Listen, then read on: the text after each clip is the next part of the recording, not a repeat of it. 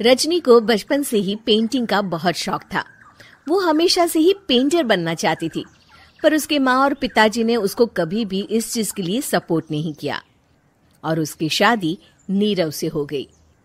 नीरव रजनी को बहुत प्यार करता था, पर रजनी हमेशा चुपचाप ही रहती। वो इस शादी से खुश नहीं थी।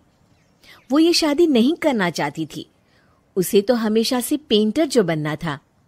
अपने इस सपने को वो नहीं पूरा कर पाई, इसलिए वो हमेशा उदास रहती थी। रजनी, बहुत ही बढ़िया फिल्म लगी है, कल देखने चले? नहीं जी, कल मुझे बहुत काम है, मैं नहीं जा पाऊंगी। अच्छा तो कोई बात नहीं, संडे को चलते हैं।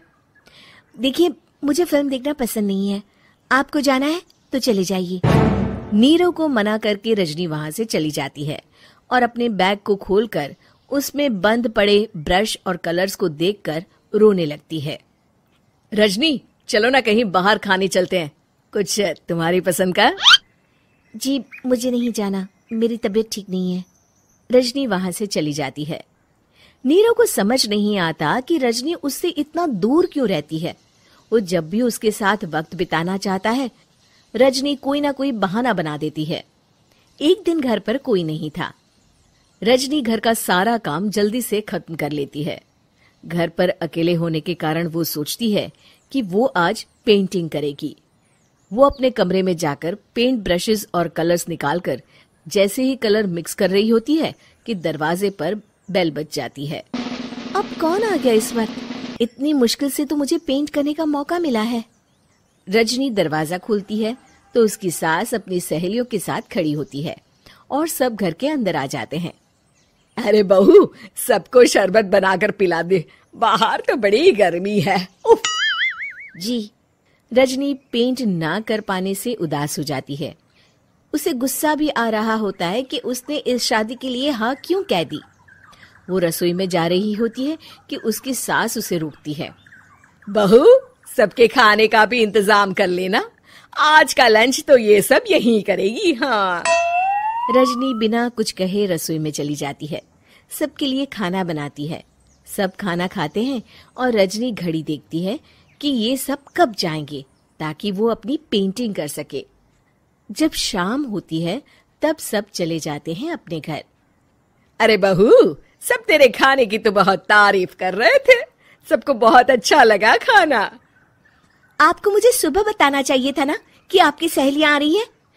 पता भी है कितना वक्त लगा सारा खाना बनाने में। अरे बहू, तू ऐसे कैसे बात कर रही है मुझसे? तो और कैसे बात करूं? मैं इस घर की कोई नौकरानी नहीं हूं कि इतना काम करूंगी। रजनी अपने कमरे में जाकर दरवाजा बंद कर लेती है। शाम को जब नीरव आता है तो उसकी माँ उसे पूरी घटना के बारे में बताती है। क्या रजनी ने आपसे इस तरह बात की माँ? हाँ, और पता नहीं उसे क्या हो गया है, शाम से बाहर भी नहीं आई है। मैंने तो कई बार आवाज दी, खाना भी नहीं खाया उसने। तू ही बात करके देख ले बेटा। नीरव अपने कमरे का दरवाजा खटखटाता है। रजनी, दरवाजा खोलो, मैं हूं। रजनी दरवाजा खोलती है और फिर वापस जाकर अपने बिस्तर पर लेट जाती है। रजनी, माँ से बात करने का ये क्या तरीका है? मैंने कोई गलत बात नहीं की है। अरे तुम क्यों ऐसे बर्ताव कर रही हो सबके साथ? क्या तुम इस शादी से खुश नहीं हो? रजनी कुछ नहीं बोलती। अरे बताओ मुझे रजनी, क्या ये शादी तुम्हारी मर्जी के खिलाफ हुई है? हाँ, मैं ये शादी कभी नहीं करना चाहती थी। तुमसे क्या, मैं किसी से भी शादी नहीं करना चाहती थी। रजनी रोने लगती है। चुप हो जाओ रजनी, बताओ मुझे, तुम क्यों नहीं करना चाहती थी शादी? रजनी बेड के नीचे से अपने पेंटिंग्स, कलर्स, ब्रश, पेपर्स निकालती है। इतने में उसकी सास भी कमरे में आ जाती है। ये देख रहे हो, ये थे मेरे सपने। मैं पेंटर बनना चाहती थी, पर माँ पापा ने कभी सपोर्ट नहीं किया और मेरी शादी करवा दी। मेरे सारे सपने टूट गए। हर वक्त बस गुस्सा आता रहता है मुझे। मैं जानती हूँ कि आप लोगों की इसमें कोई गलती नहीं है, पर मैं क्या करूं, मुझे समझ में नहीं आता।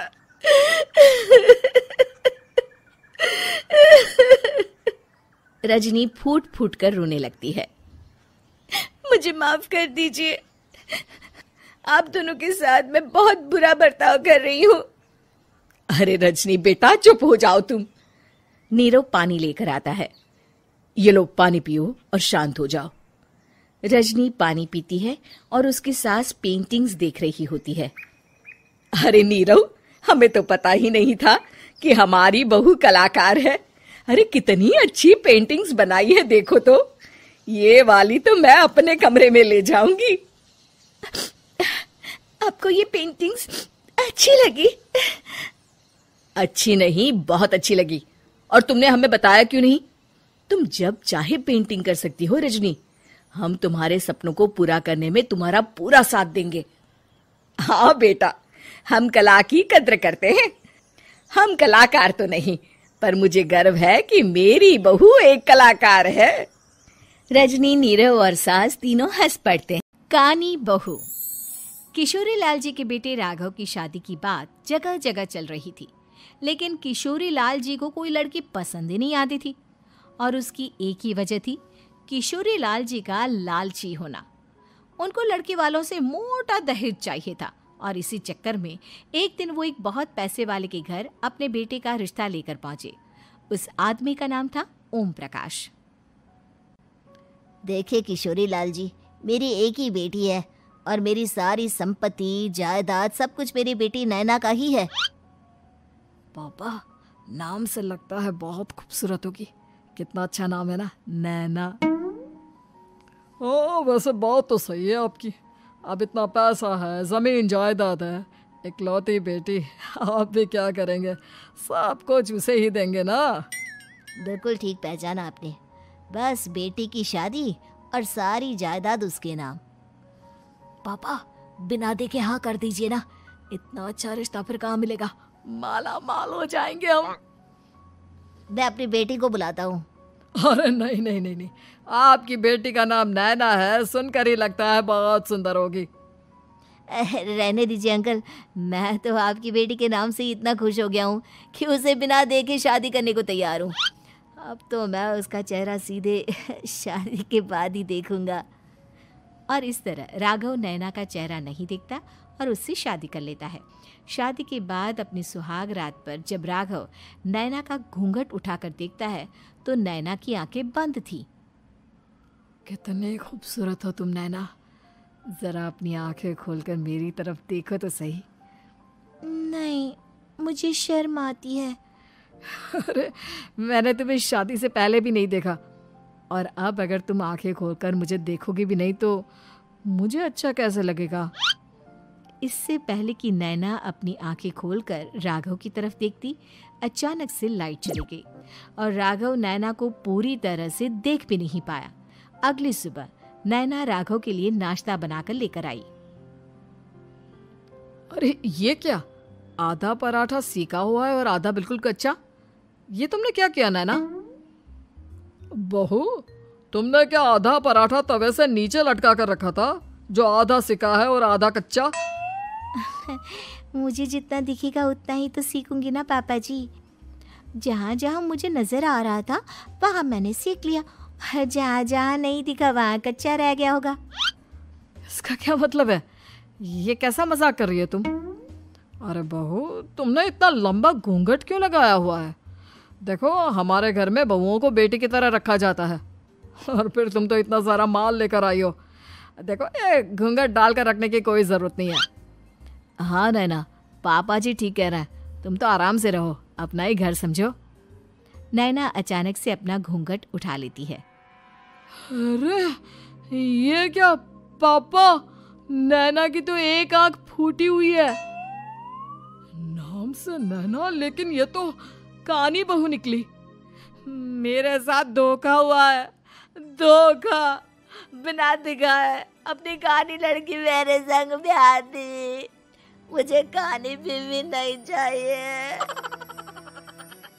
मुझे अभी ओम प्रकाश जी से बात करनी पड़ेगी। आखिर उन्होंने मेरे साथ ऐसा किया क्यों? अरे, आप लोगों ने ही तो पापा से कहा था कि आप लोग शादी से पहले मुझे देखना नहीं चाहते। अब मेरे पापा पर क्यों इल्जाम लगा रहे हैं? अरे लेकिन उन्हें बताना तो चाहिए था ना कि तुम कानी हो, एक आंख से तुम्हें दिखाई नहीं देता। किशोरी लाल और राघव नाराज होकर ओम प्रकाश को अपने घर बुलाते हैं।